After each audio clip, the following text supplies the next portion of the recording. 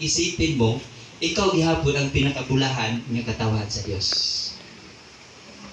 Liman mo na. Pag sa dihang naana ang mga pagsulay mo, ingon na pud ang Ginoo nga itugyan kaniya ang tanan yung kabalaka. O niya, sa Matthew 11:28, Jesus Christ could nagsulti mismo. Kung gikapoy na mo, gibugatan na mo sa inyong gipasan, doon mo na ako. Mo nang dako kayong pribilehiyo. Nga mo nang gisulti ni Pablo, o gisulti diya sa Deuteronomy chapter 6, nga ang tanang katauhan sa Ginoo, bulahan. Amen! Balik ko na to, bulahan. Amen. Bulahan yun ta, tanan. Pero dito sa una sa bukid, daghang nasuko anang bulahan. Ano naman? Ang ilang pagtuwa ng bulahan, dako daw mata, pastor.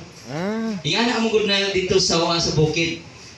Pag ingon gani bulahan, pasabot anak dakog mata. Daghang nga suko. Pero pag abot dito sa Kabisayan, kung tanawin mo ang Bible, lahi na ang bulahan. Bulahan ka, Blessing. pasabot ka ng abundan siya ba? Blessed. Oh, grabe panalangin sa imong kinabuhi, madagayaon kayo imong kinabuhi, mao din na ang bulahan. No? So ang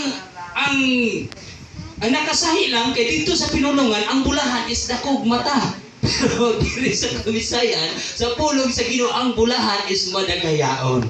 Amen. No? So balikon nako, kitang mga katawhan sa Dios, mga bulahan kita tungod kay adunay pribilehiyo sa kanunay nga gihatag ang Dios kanato. Amen.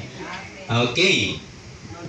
Ang atong kaakuhan ngadto sa mga nanginahanglan unsa man.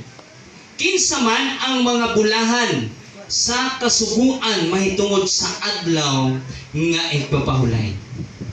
So ang mga bulahan kadtong katawhan sa Dios ug kadtong makahuna-huna sa pagsimba o pagdaig sa Ginoo. Mao kini ang mga taong bulahan, no? So aduna pa kitay pribilehiyo nga makasimba sa Ginoo. Daghan kayo ang mga tao karon nga igo na lang mangandoy. Oh, daghang mga tao karon nga igo na lang sa pagpangandoy nga mosimba sa Ginoo. Ingon nga gusto unta kong mosimba. Pastor, magpaampo ko, gusto kong masimba. Gusto ko kong mangalagad sa Ginoo. Pero wala na sila'y pribilehiyo nga makasimba pa. Ikaw karon, kumusta imuhang panglawas? Kumusta ang imong kinabuhi? Wala pa kay gibati. Makahimo pa kas paglakaw padulong sa simbahan, sa pagpangalagad sa Ginoo. Tungod og sa pagpasalamat sa pribilehiyo nga gihatag sa Dios kanato.